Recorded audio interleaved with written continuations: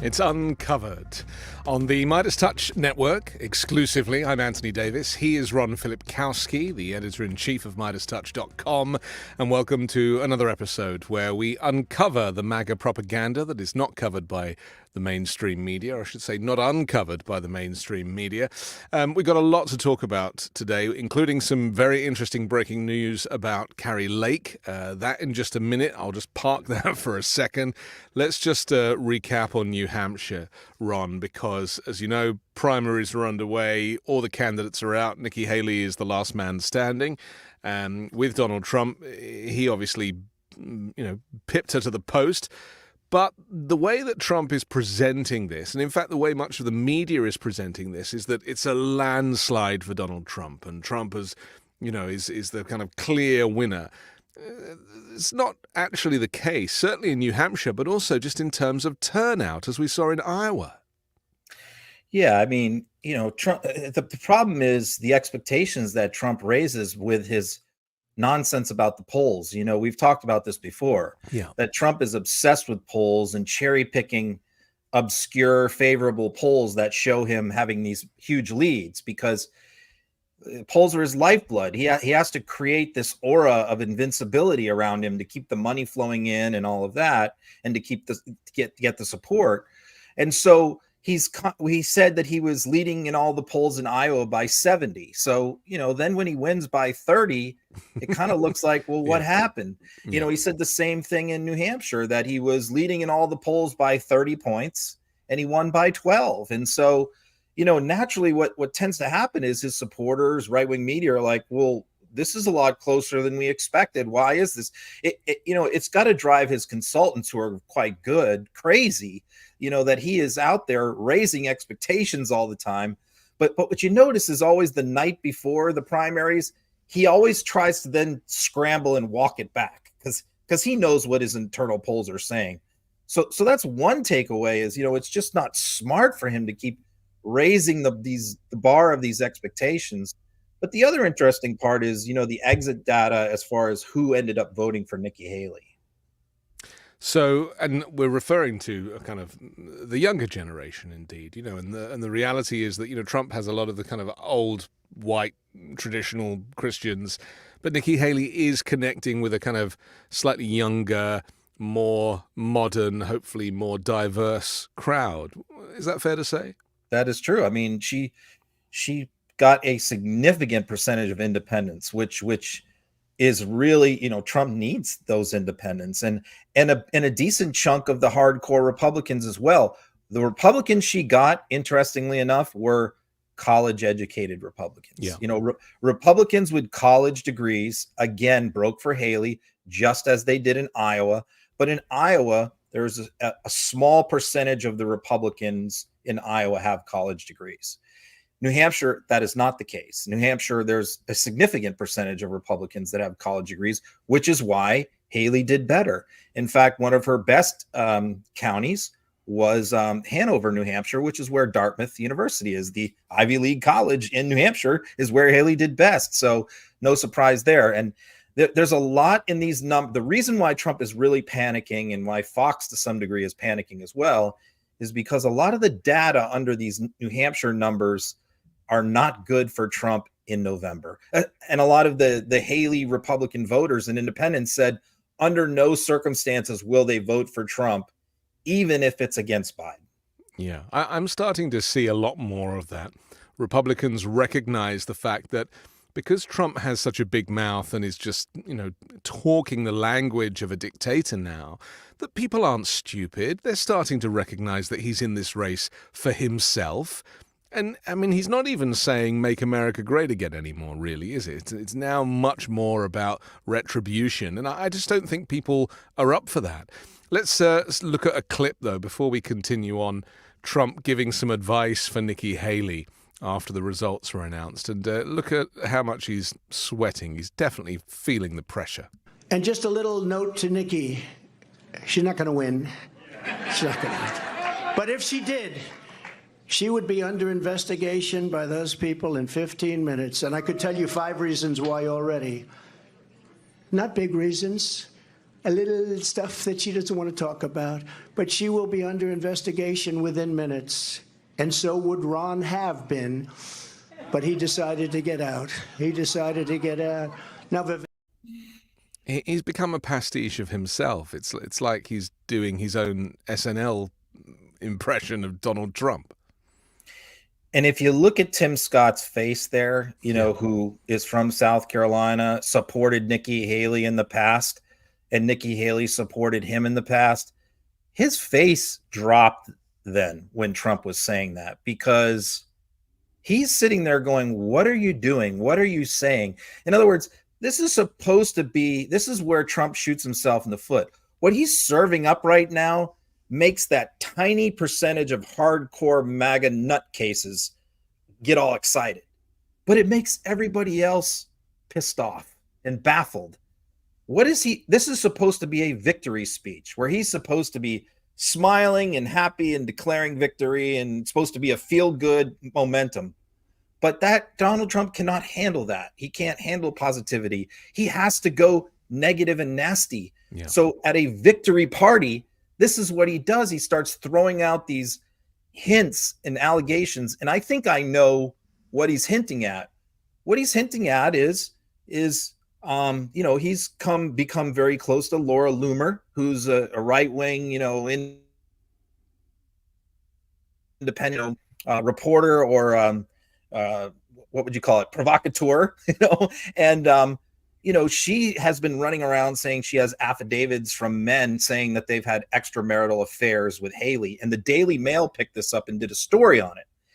I think that's what Trump is talking about when he says there's some little things that can be dug into that she doesn't want dug into. Always a threat. That's what he's saying. He's basically saying he's a mafia boss. It's like the mafia threatening, isn't it? It's like, I've got dirt on you. You got dirt on me. I got dirt on you. You better drop out. Yep. Yeah. That's what he's saying. You better drop out, or we're gonna release this stuff on you. I mean, that in itself is pretty disgusting, right? And in fact, they're doing the same thing with Fawny Willis at the moment, aren't they? They're trying to kind of open up her divorce case to claim that she was having a relationship with the prosecutor and claim, therefore, that it's an unfair.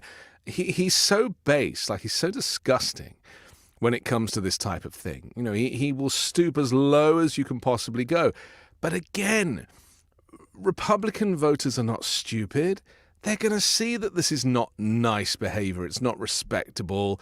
Of course, some of the MAGA base are going to kind of love it and think it's hilarious. But in the main, Americans, forget your political stripes for a minute, we don't behave like that. Here's the thing. It's one thing when he does it to Joe Biden or to Hillary Clinton or to Hunter Biden. They kind of don't mind that so much. But now he's doing it to Kayleigh McEnany, went after her last night, his own press secretary. He did it to Ron DeSantis. He's doing it to Nikki Haley. This is a different deal now for them. They're going like, wait a minute, we like some of these people. We respect some of these people. What is he doing? But he can't help himself, because this is his mental illness. This is his inner sadness, his emptiness, his inner child. And as the campaign wages on and the legal cases wage on and his schedule gets crazier, it is going to compromise him more and more. So even if his advisors are like, you should tone that stuff down, he is not going to be. He's desperate to get to the finish line. There's, with all the sniffing and the sweating, it does look like there's some kind of substance abuse going on there. I mean, how do you even keep a schedule like that at the age of 77? Yeah, we've documented his schedule. I mean, yesterday, he's up in New Hampshire all day. He's running around. He's flying up there in the mornings because he won't stay anywhere overnight. He always has to sleep in his own bed. So that's part of the problem too, is he's, when he goes to these events, he doesn't stay overnight. He's flying back all the time. So he's going back and forth. Yeah, I mean, you just see it, the grind, the other part. Okay, after his victory speech last night, which was about 11 o'clock at night or so he flies back. After his speech, he posted 57 tweets, 57 posts on Truth Social. His last post, sorry if you lost me there. His last, Are you there? Am I Yeah, there? I'm still here. Yeah, there's a Okay. picture of you with hair that's appeared instead. I don't know why. Yeah. Oh, my camera went off. His Oh, last that'll be it. post, I'll see if I can fix it, but his last Okay. post was at 2:17 a.m. There we go. Oh, did it go? Well, no, I've just. Oh, you're back. Okay, there we go. Good. Sorry. Now, you might want to fix your background. Do your background first, and then I'll put you back on the All screen. right. Let's see. Settings. Just Okay. to give you a little bit of privacy. You see, I like to put you first. No threats required. But I do recognize that Trump is, we've used the word unraveling several times to describe kind of how he's changing.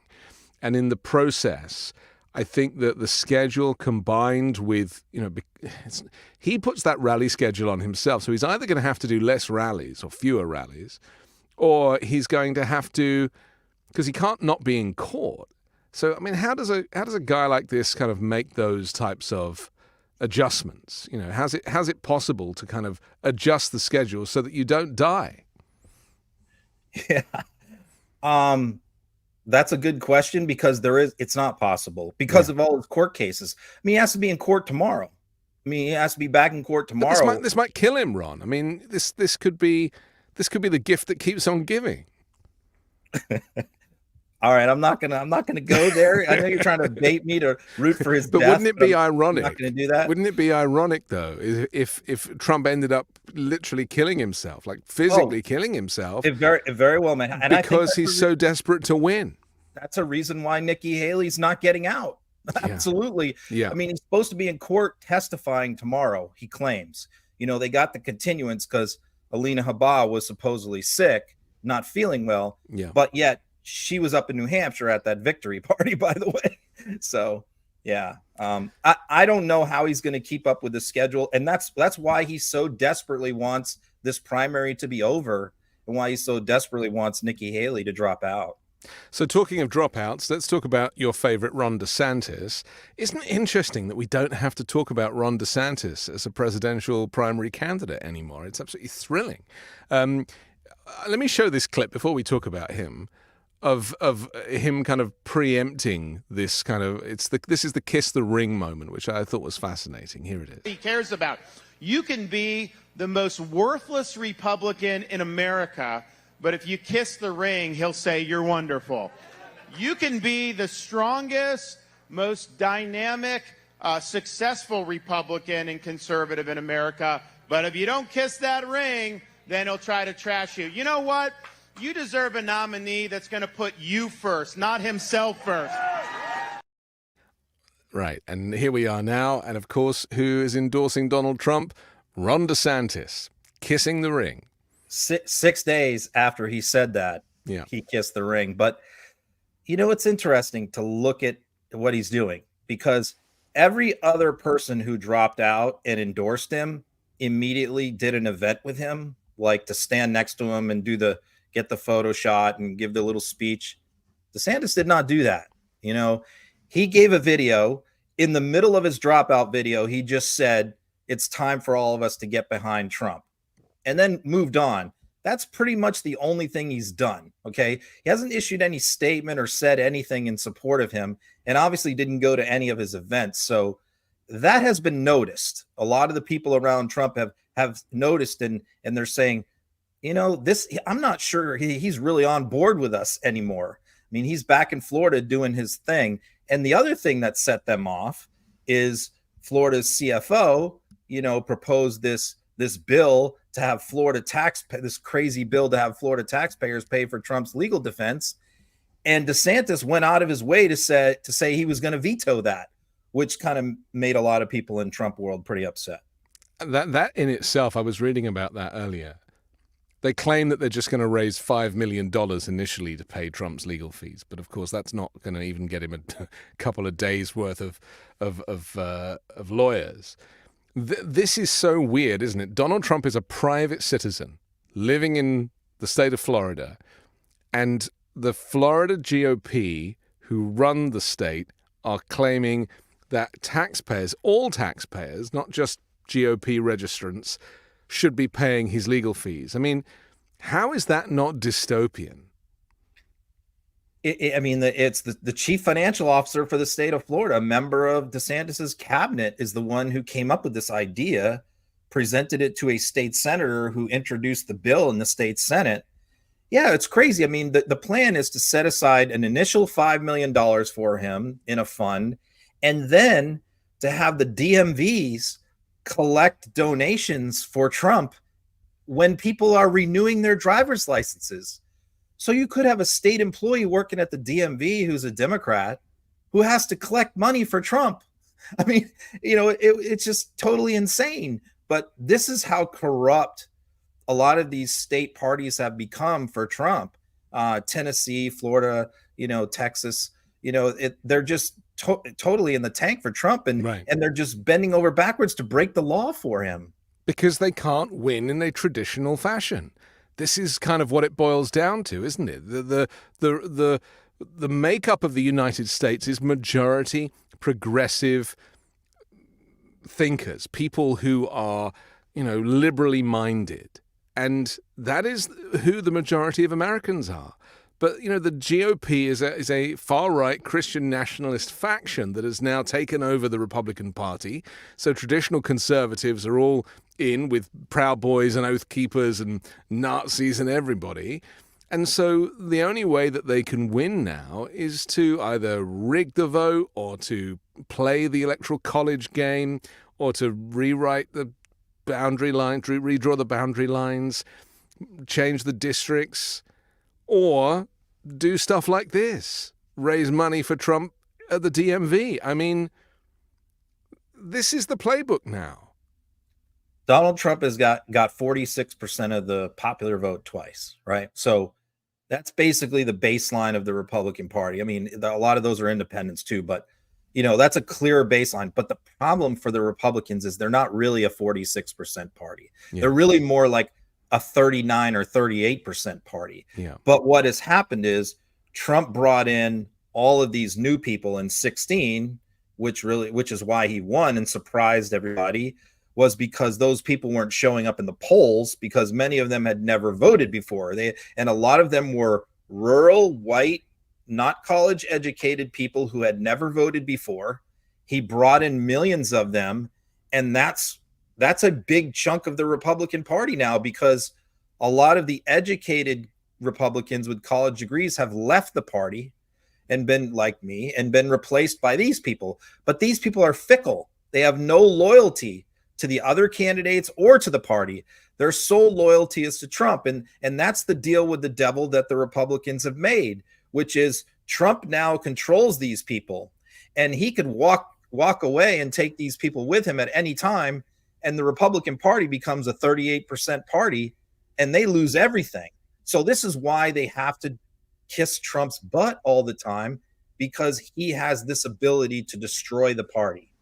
And it must be very sore for Ron DeSantis, because if we rewind a year or so, he modeled himself on Donald Trump, right? He didn't really have those characteristics, but he saw what Trump was doing, thought, well, I can do that, but I'll just turn the heat up on the far-right policies in Florida, tested it out in Florida, then takes it on the national platform. And as you and I discussed, it was never going to work on a national platform because he's not Donald Trump. Yeah, he doesn't have the charisma to capture the base the way, and he really miscalculated by going after him. But look, the bottom line is the MAGA movement is not about policy, and that's really the main miscalculation that he made, was that he thought that it was. He thought that he could do all of these policy things that got them worked up and excited, and that would do the trick. But really, yeah, those are things that they cheer on and they like, but that doesn't motivate them to vote for anybody. They're not motivated by policy. When we've played the clips many times, I've posted clips many times of hundreds and hundreds of people interviewed at Trump rallies. And whenever you ask them, like, what do you want President Trump to do in his next term? It's like, make America great again. They don't have any specific thing, secure the border, lower gas prices, and make America great. That's pretty much what you hear. It occurred to me, and I was watching some Fox stuff, and in fact, we've got a clip a little bit later of Laura Ingraham, who does this too. They refer to him as the president. to Donald Trump as the president. I really genuinely believe that a good number of Republicans, not just extreme MAGA Republicans, but Republicans generally who've bought the argument that the election was rigged, they believe that Donald Trump is the president. They talk about him like he's the president. They refer to him as the president. He plays the role of the president.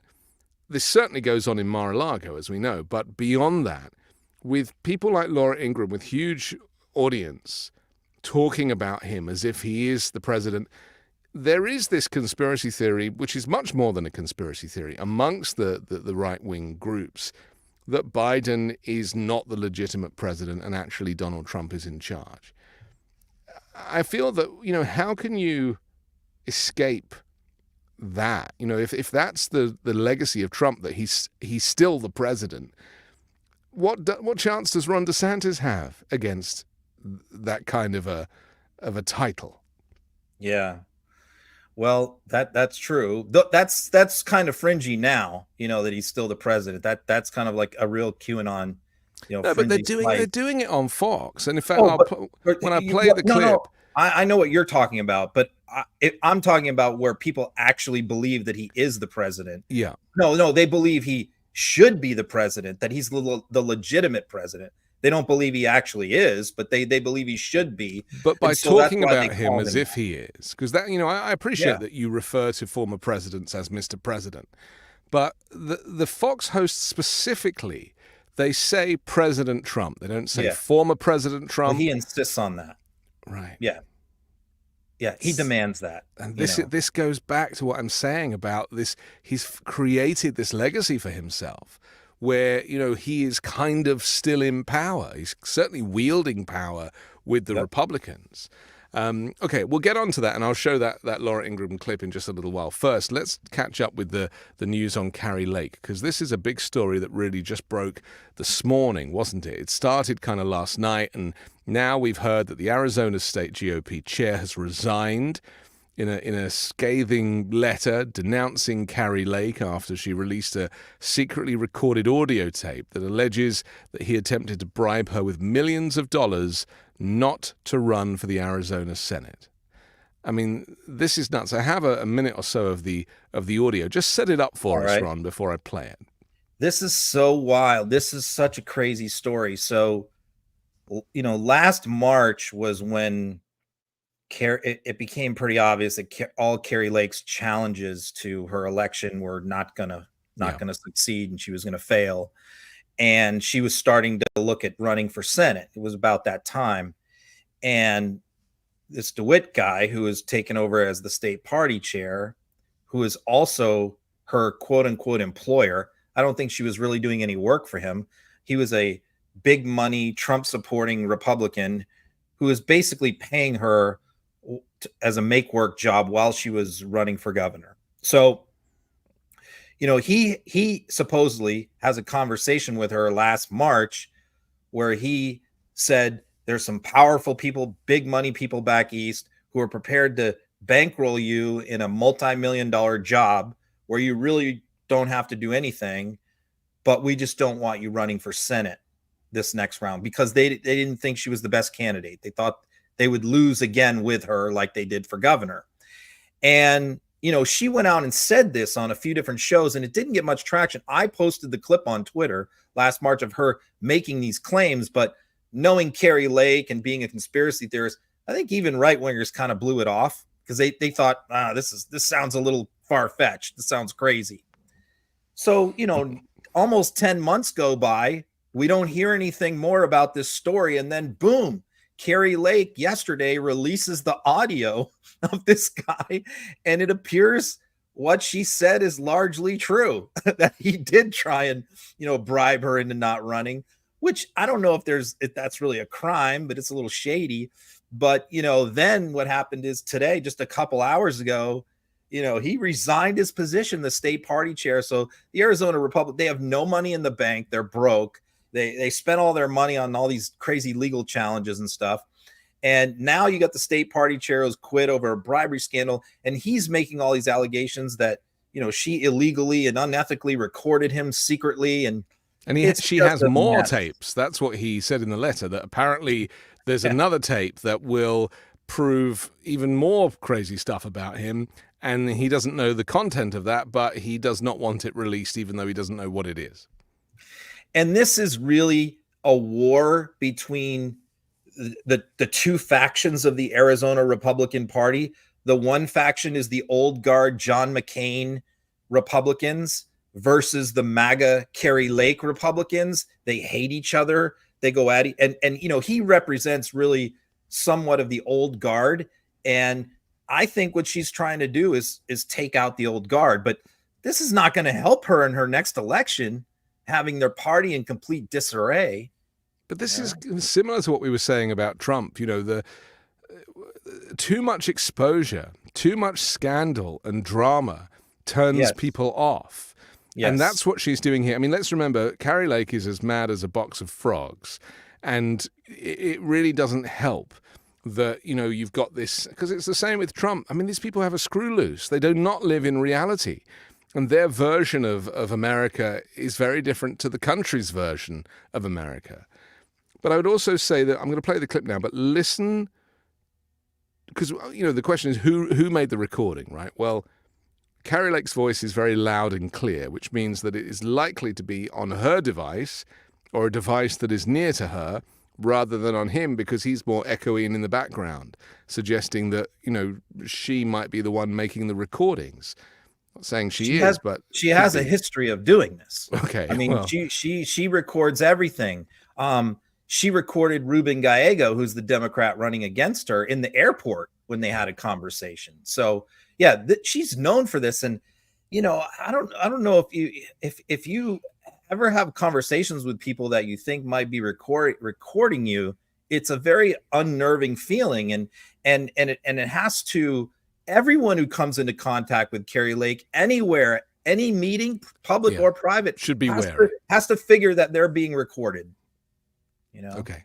Here's it's quite a long clip, but here's just a minute or so of this kind of bribery moment. And the thing that sticks out for me is, like, he's talking about how much, and then she starts saying how many millions and millions. And then she goes, no, it's not about the money. It's about the country, which sounds like she knew exactly what she was doing with this recording. Yes. That she really wanted to have a keepsake that gave the impression that, money was no option. I can't be bribed. Yeah. Okay. Here it is. This is back east. There are very powerful people that want to keep you out. I know they do. But they're willing to put their money where their mouth is in a big way. So, this conversation never happened. This is crazy, though. They should want me. I'm a great candidate. People love me. These people are corrupt. Well, maybe you're right. They are right. They are corrupt. Maybe. This never happened. Don't go. Did you ever though? I'll get myself in trouble. This, if you say no, which is fine, it's your choice. Don't tell people. They're gonna try to have me murdered. Not that either. Today's world, man. If that stuff that came out last week is right about the cartel stuff, man. They say the cartel's operating in 50 states right now, like all 50. You know? So what's going on? Who is it? What? Forget the who. I mean, this is straight out of House of Cards, Ron. They're going to have her murdered. I mean, this is the Republican Party, man. I mean, it's all just a bunch of fruitcakes and nuts and conspiracy theorists. They're recording each other, And there's a lot of money in the party, and this is why people like her and plenty of other, influencers who like to kind of, stir the pot, they're all being paid. There's wealthy benefactors. Yes. Really kind of making sure that people cause chaos, cause trouble, make as much noise as possible, put negative stories out about Joe Biden, Hunter, anything. But, there is money behind this. These people, you just said that she's on a salary from the very guy here that she's trying to extort. Yeah, that's why she was able to quit her job as a news anchor and run. Most people can't do that and continue to make money, by running for office. But these people are all making money by running for office. That's not really how it's supposed to go. That somebody's paying you millions of dollars, or you're taking millions of dollars out of a PAC and paying yourself a salary. But it seems to be the way everybody's doing it these days. Citizens United, we can thank for all of that. Yeah, I mean, I just don't. Cary Lake obviously released this stuff and forced the hand. The next big question is why. Why did she sit on this for 10 months? She had these tapes. Why did she talk about it 10 months ago and then not release the tapes? And why is she releasing them now? So there's much more to this story, and I don't see this getting any better. And for her to think that this is in some way going to help her in her Senate race, it's not going to help her. Let's talk about Joe Biden and the kind of messaging of the Democrats, because, for all of this right-wing machine, whether it be Cary Lake or, Trump's team or whoever that is causing trouble and they keep the airwaves filled with noise, don't they? And I think that's why people have the false impression that Donald Trump is more popular than he is, because, he's being spoken about all the time.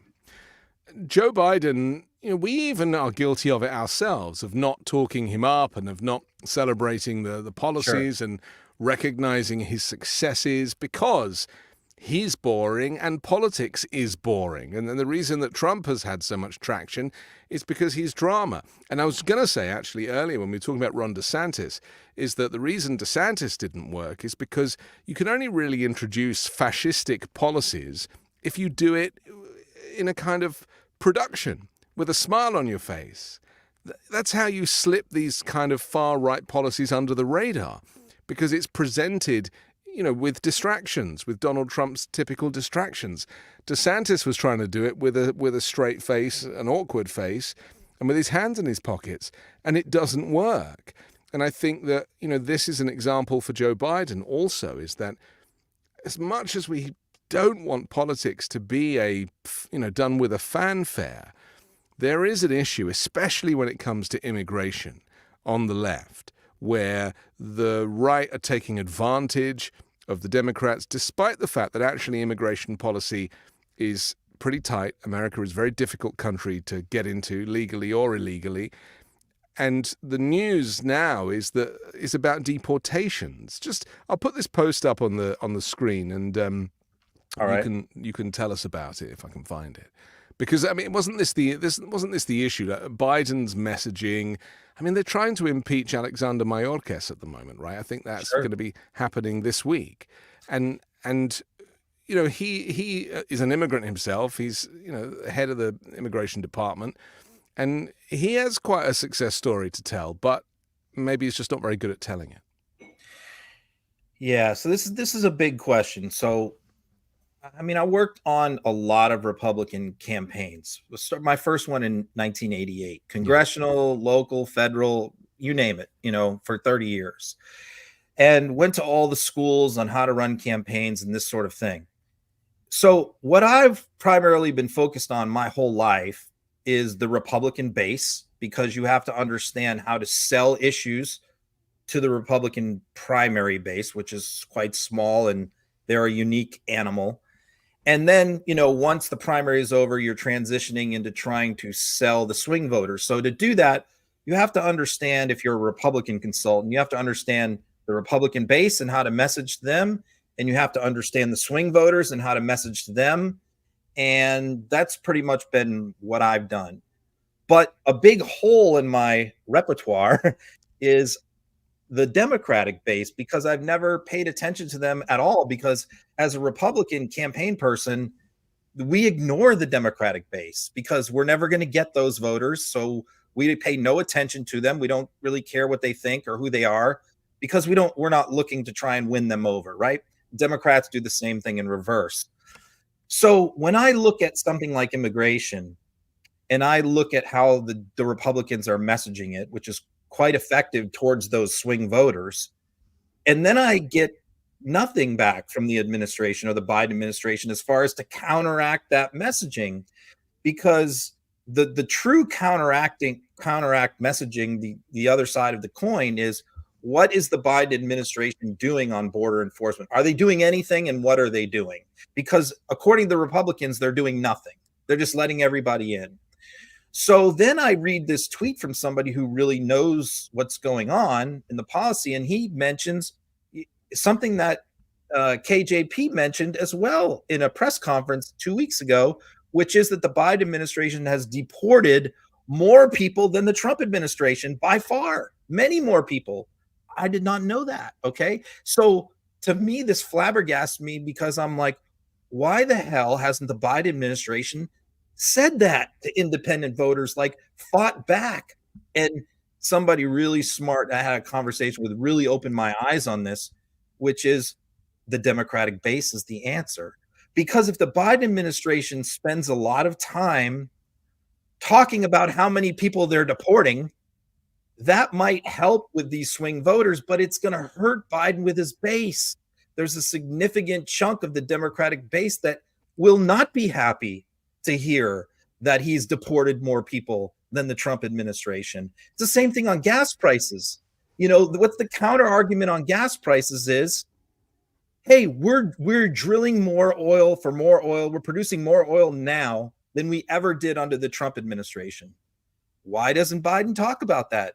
And this baffles me and frustrates me, but now I really understand the answer. The answer is there's many people in the Democratic base who do not want to hear from Joe Biden that we are drilling more oil than we ever have before. So he's in this catch-22, and the campaign is where the messaging that will be effective with these independent voters is messaging that his base is not going to be thrilled with.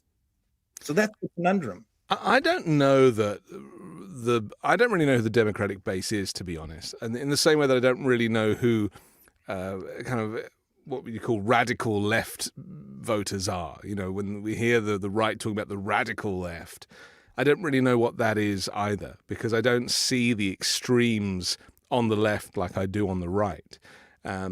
Because, and I speak as a European, because of course, you know, climate change and the Green New Deal is considered extreme left, and yet in Europe it's considered normal.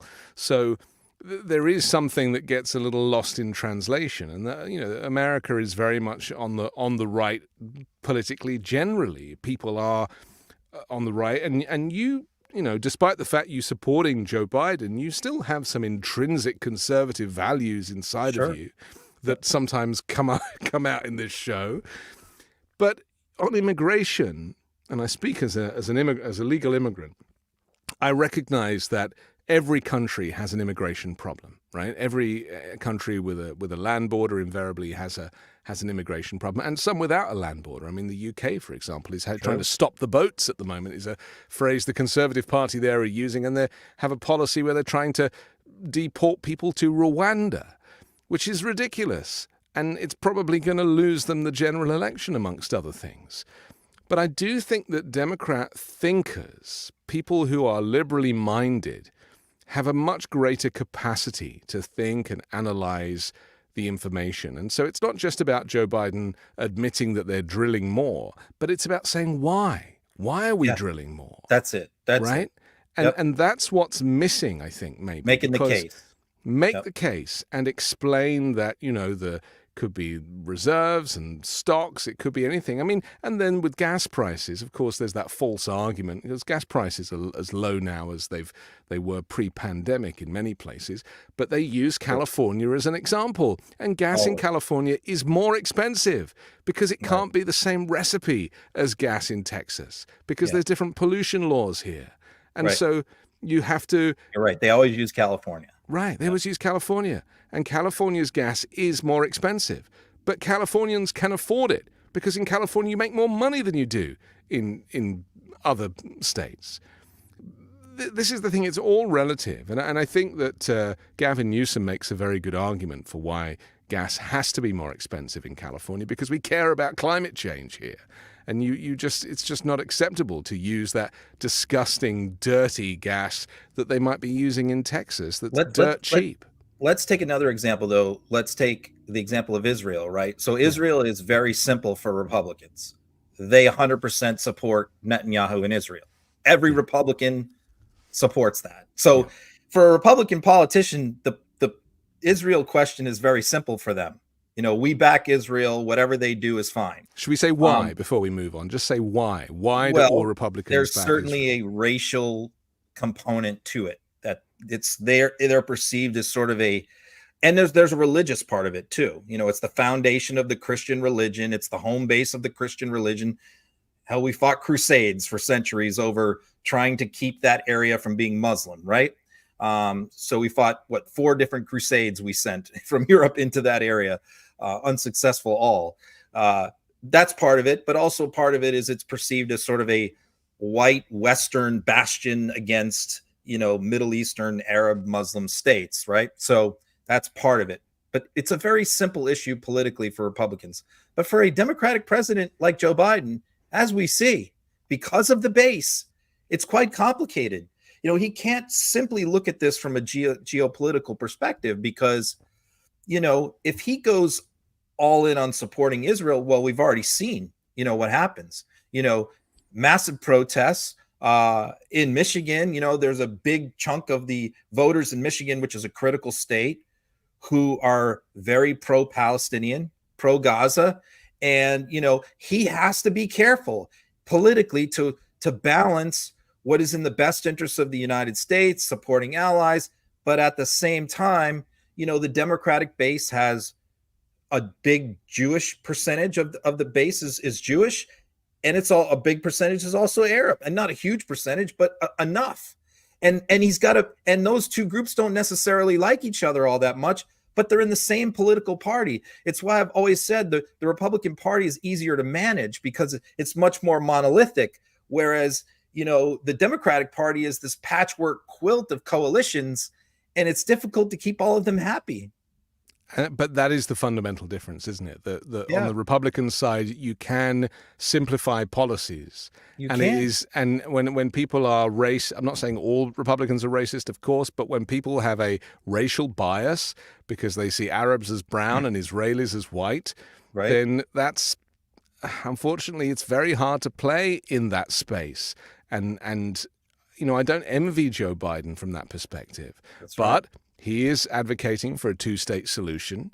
Netanyahu doesn't want that. In my view, is not representing the Israelis. He's representing himself. He's the problem. He's like Donald Trump. He's just trying to get himself out of jail. And he will do anything he can to remain popular and stay in office. And so that's the problem that Biden has. He's fighting two evils. He's got Trump on one side, and then he's got Trump 2.0 dressed as Netanyahu in Israel. It's an impossible task. Impossible. But politics should be difficult, complex, and boring. And it's not you can't take the Israel, Gaza, Palestine story and try and simplify it into a goodies and baddies. It's not cowboys and Indians. It's not as simple as the old Western movies made out. And Think about how much more difficult and tricky it is for a Democratic president, though. On the border. For Republicans, it's just deport everybody, shut the border down. Right. Every Republican agrees with that. It's so simple.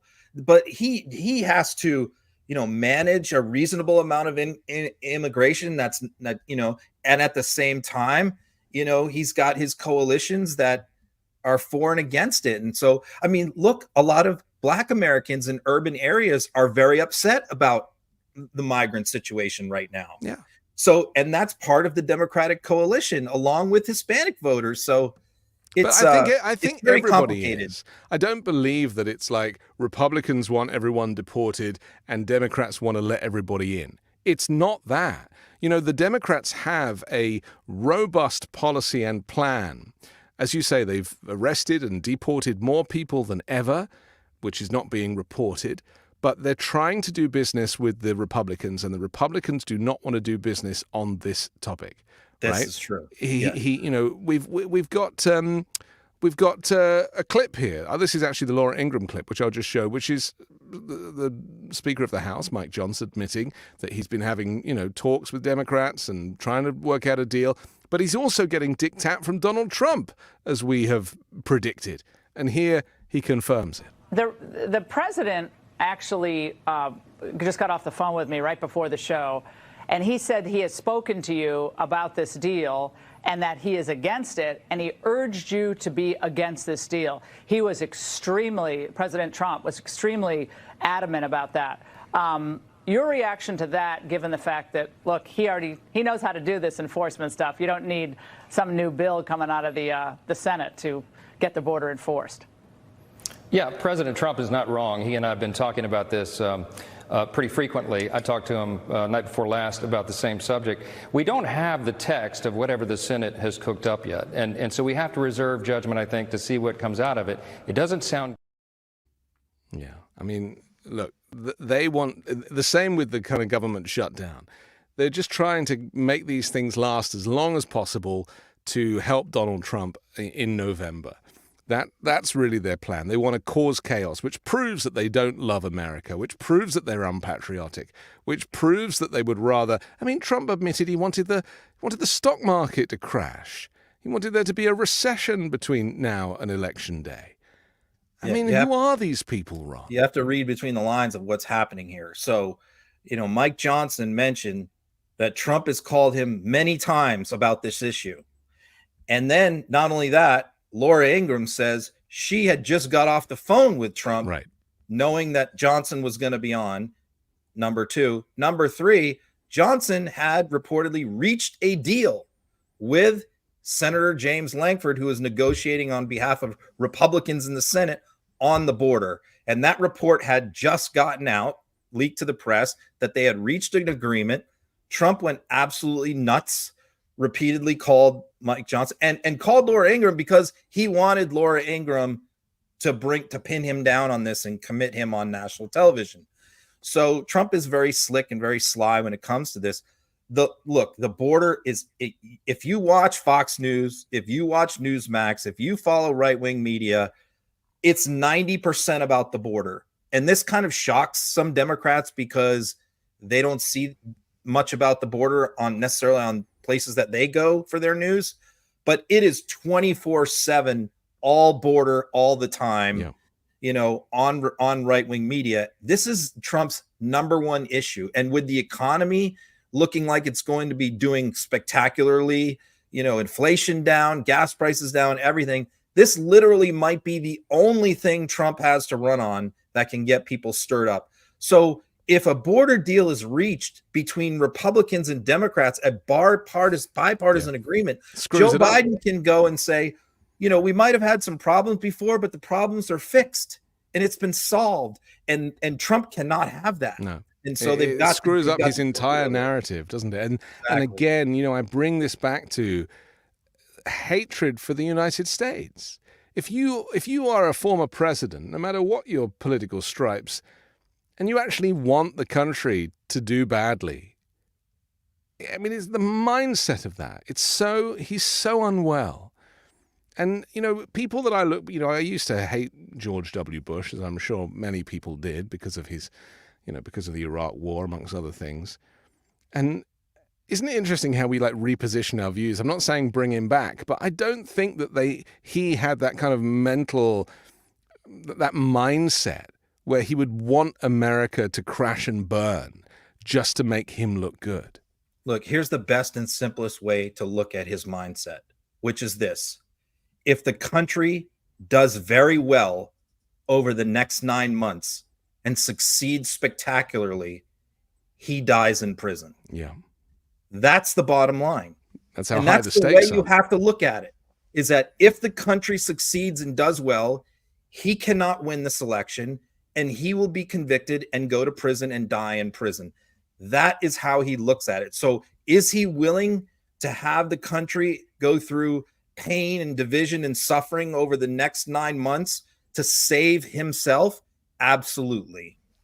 It's the same story as Netanyahu in Israel. Same story. Exactly the same. He is prepared to destroy Gaza, literally burn it to the ground. So there isn't a single Palestinian standing to save himself. Exactly. And Vladimir Putin too. Same thing, We have to take a quick break for our sponsors. We're going to come back and talk more on this subject. And we have got this very concerning clip that shows it's actually Charlie Kirk and a level of outward racism that I have never really heard in this context. So that's to come as well, all on Uncovered.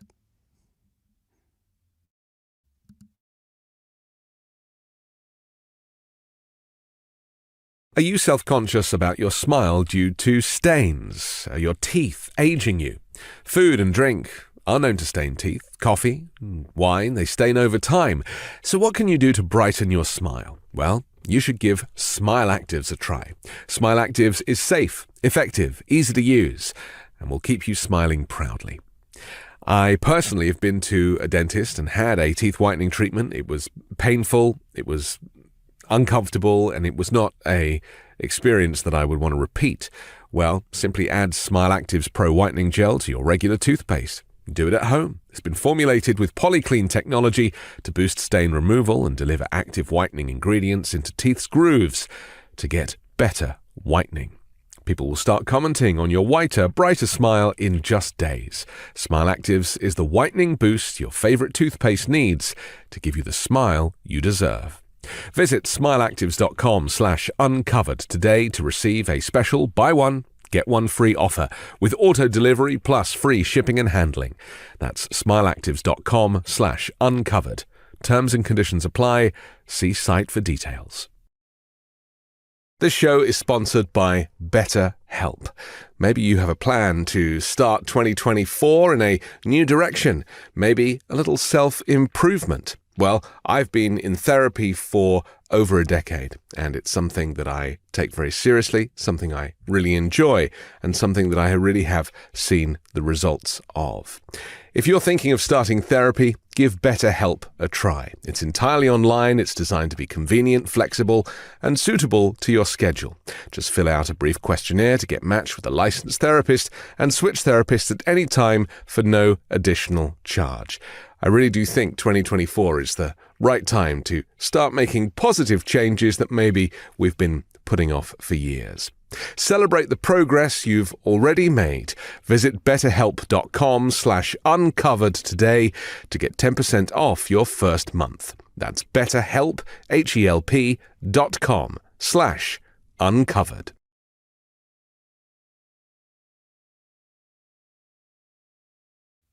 We're back. It's Uncovered. You can see my particularly white teeth. My beautiful hair. So listen, I want to go back just a little bit because I've got a clip that you posted the other day of Donald Trump kind of laying on the pressure really to his followers that, about winning this election. And I'll just play it. We'll have a quick chat about it. Here it is. If we don't win this election, Biden will stop all the drilling and all the things that we got started, and prices will go up like you won't believe. It's going to happen. I mean, you wanted to use that really as an example of messaging and why, Biden could and should be doing more to kind of counter this false narrative of Donald Trump, right? Yeah. Well, number one, you see him sweating like crazy through his caked on bronzer. But yeah, I mean, the counter to that, right? What he just said is like what Trump's messaging is we were doing all this drilling, we were producing all this oil when he was president, and that Biden came in, and since he's, Green New Deal, environmental, he stopped it all. And, that caused gas prices to spike, which is completely false. Gas prices went up during the pandemic. There were supply chain issues. The war in Ukraine, they spiked immediately after Russia invaded because Russia provides a ton of oil to the world. And, a lot of those spigots were turned off with sanctions and all that. So the Biden administration really around that time ramped up oil production domestically. And we are producing more oil now than we ever have before in our history, and we ever did during the Trump administration. So again, yeah, that would be the counter argument. But what I have been told is that the administration does not want to make that a big deal or talk about that very much because they are concerned that the environmentally conscious people in their base will not be happy to hear that kind of message. I just don't think that they've got that right, Ron. I do think that, like I said earlier, if you put it into context, because there's a reason for it, in terms of replenishing the National Reserve, amongst other things, that, you know, people really are interested in the scientific side of it, the engineering side of it, the stockpiling side of it. There's a whole kind of story. I would watch a documentary on National Geographic about this if I had the chance. I think it would be really interesting. And this is the point, you know, we reduce everything down to kind of top headlines to try and like win an argument. You've done this, you've done that, gas prices are higher. And actually there's always a story behind it. You know, there's a reason for everything.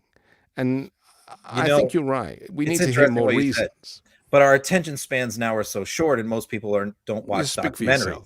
Most people don't watch documentaries, right? I mean, we might, but most people don't. Yeah. But I remember when this came up, when gas prices were really at the all-time high, the administration put out a 14-point, thing explaining why gas prices went up. And I just remember, like, me being a Republican campaign guy, we keep our messaging tight, we try and keep it to like one sentence, 3 words, and they put out a 14-point like essay about why they went up. And I'm like, I just remember shaking my head going, absolutely no one is going to read this. No one's going to read it. No one's going to understand it. Can't they explain this in like 1 sentence or 2 sentences? Because it just seems like that's really what they need to start getting better at. But I mean, maybe that's part of the tragedy of the American story, that, people do not have the time or the head for it. And maybe based on that Trump deserves to win, therefore, and America deserves Donald Trump. Because if we can't read some, basic advice on why we're drilling, then, where are we at? Go on. It also goes to show why Democrats do so much better with college-educated people, right? Yeah. Versus no college, which is why Republicans want to keep people dumb and take books off of shelves and get rid of school and homeschool and just teach the language of the Lord. Because what the Republican answer to that is. What the Republicans say is the reason for that. What they say is, what Democrats would say is, better educated people tend to vote Democrat because they're smarter and they're better educated and they understand things better. What Republicans say, of course, is that the reason why more college graduates vote Democrat is because the universities are Marxist indoctrination, and that's what they're brainwashing people to vote Democrat. So that's the two belief systems. I mean, it's very sad because I keep bringing it back to the rest of the world is moving on. There are other countries who are doing so well, and the US is like, we talk about the greatest country in the world, and yet with everything from mortality and healthcare and education, the US is down there, 27th, 47th, in these really low places on global rankings for quality of life and happiness and all of the basics. And yet the mindset is that, the US is the greatest country and it's great and you can't say anything bad about America. And it's like, we're not talking about it enough. We're not comparing it with anything. Yeah. And that's a shame, because other countries have always used the US as an example and have always looked up to the United States. And since Trump, they haven't been able to do that anymore. He's exposed this aspect of America that is very, self-absorbed and isolationist and racist. It's the worst bits of America. It's not the reason I moved here. I know why I moved here, and I still wouldn't live anywhere else, Ron. He amplified the worst of America. Yeah. That's very true. Yeah. Talking of which, I want to show this Charlie Kirk clip. Yeah. Good segue, right? This is good segue. I'll just show the clip, all right? And we'll talk. I can't even start with this guy. Here he is. And that's why I think this United story and the DEI story hits so hard, because we've all been in the back of a plane when the turbulence hits, or when you're flying through a storm and you're like, I'm so glad I saw the guy with the right stuff and the square jaw get into the cockpit before we took off. And I feel better now thinking about that. No, I mean, like, you want to go thought crime? Like, I'm sorry, if I see a black pilot, I'm going to be like, boy, I hope he's qualified.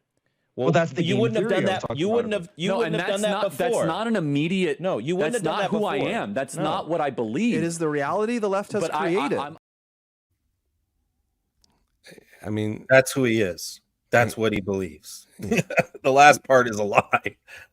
So effectively what he's saying is that if he sees a black pilot, he's going to feel less safe because he's a racist.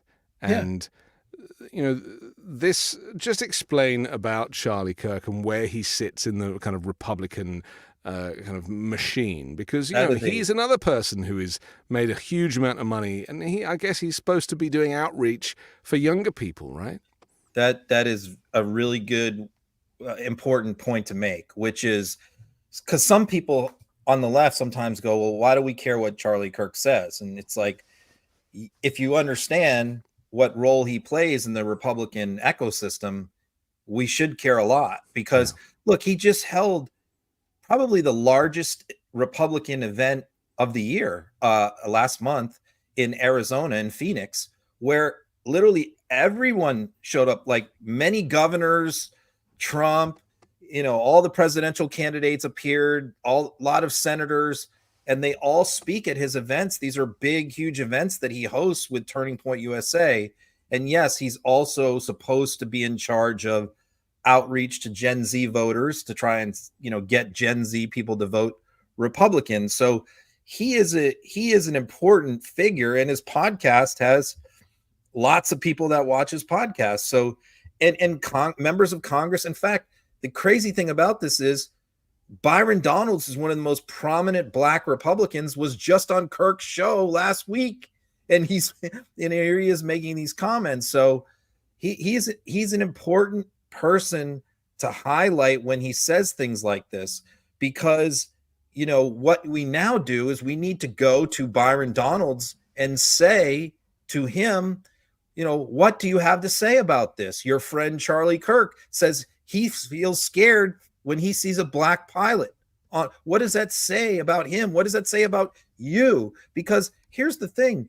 The polls have shown that Trump is making inroads into black male voters. Not huge numbers, but maybe enough to tip the balance in places like Michigan and Pennsylvania, in Georgia. Okay. So the people like Byron Donalds are making a big push to try and get black male voters to vote Republican.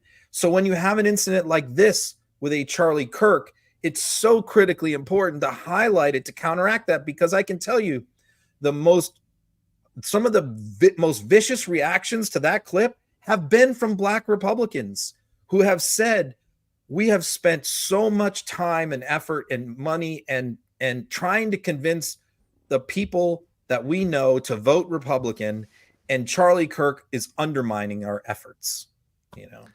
I can't think why any person of color in their right mind would vote Republican, knowing what we know about the movement, about the kind of segregational thinking, about the history, and with all of these examples of racism, not accidental racism, systemic, malicious racism.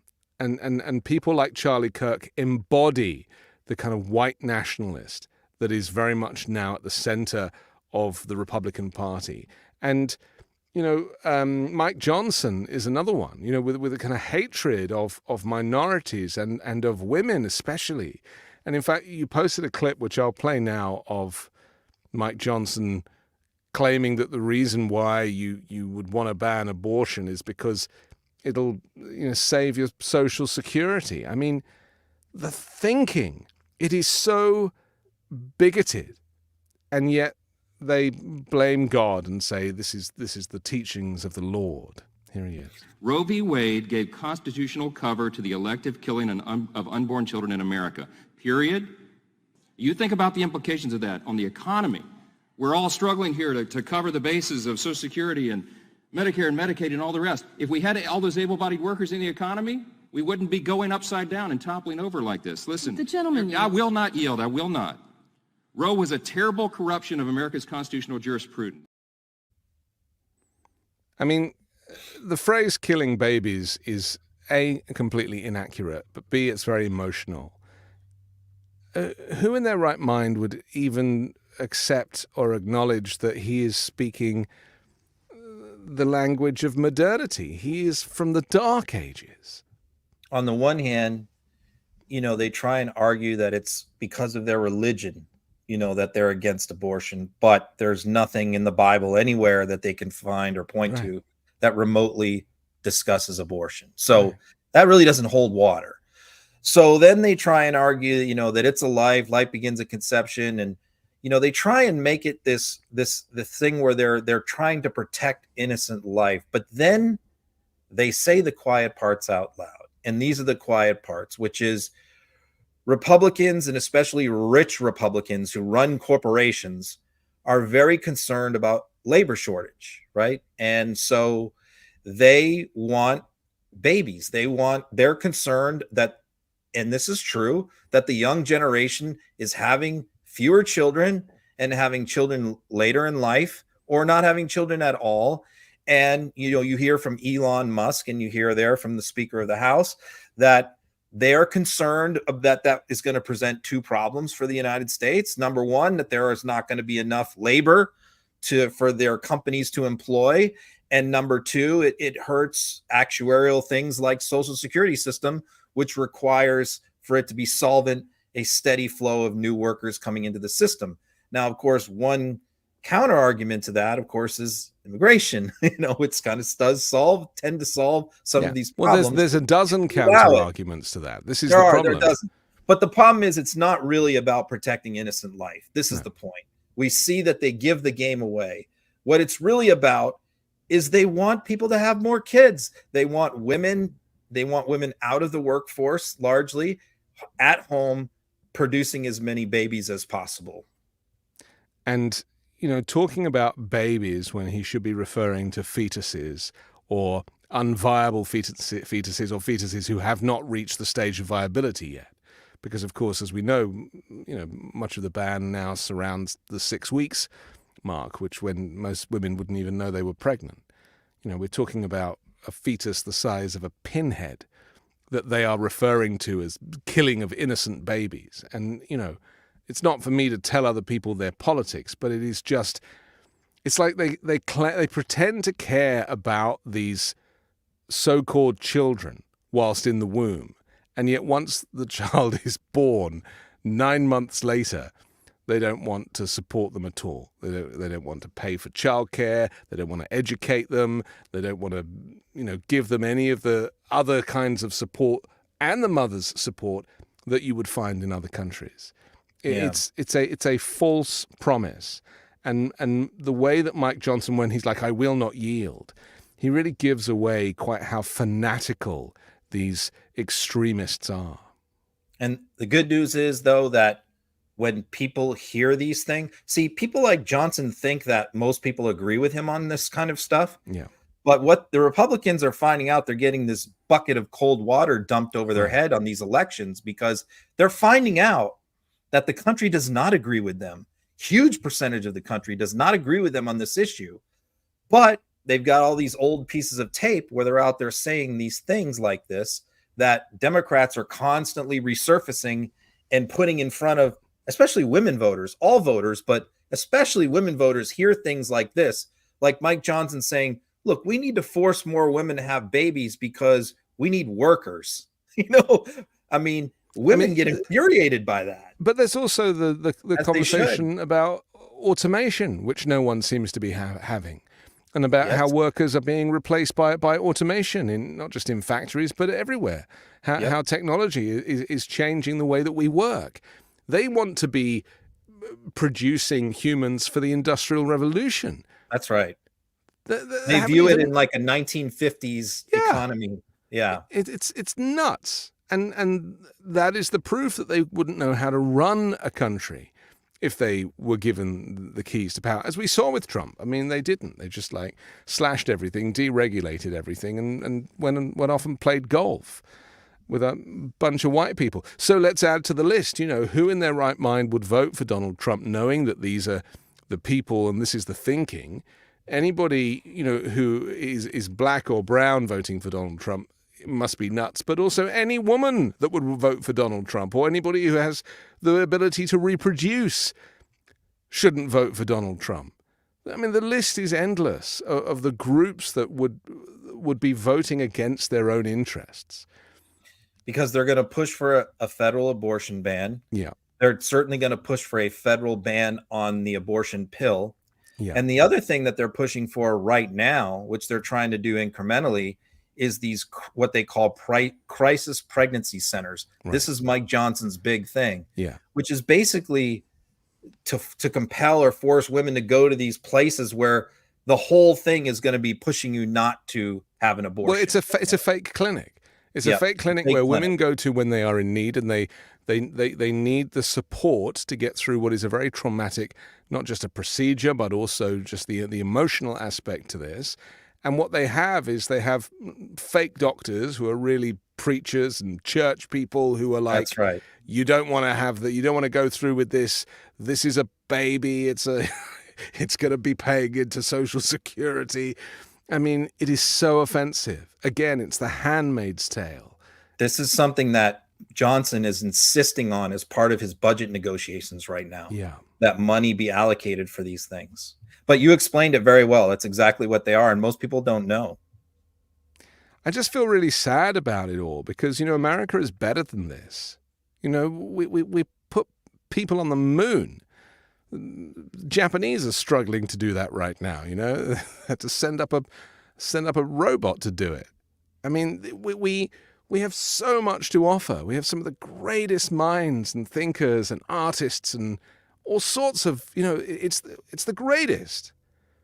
And yet the people that seem to be representing American conservatives are some of the worst people on the planet, just the worst.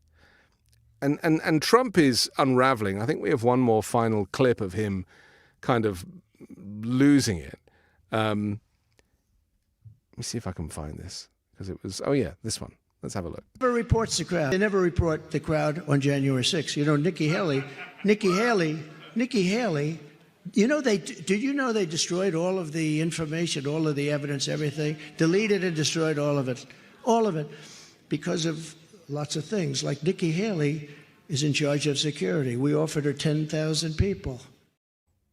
I mean, this is the best America has to offer right now. A guy confusing Nikki Haley with Nancy Pelosi, but not just confusing her once, but confusing her multiple times and said her name 6 times there, whilst sweating and looking confused. What's going on with Donald Trump? He's got all these January 6th talking points that he uses at his rallies, and he just combined about 5 of them in that 20-second clip. Yeah. He's just rambling from talking point to talking point, that they deleted tapes. That's one talking point. What's another one? Antifa and FBI caused it.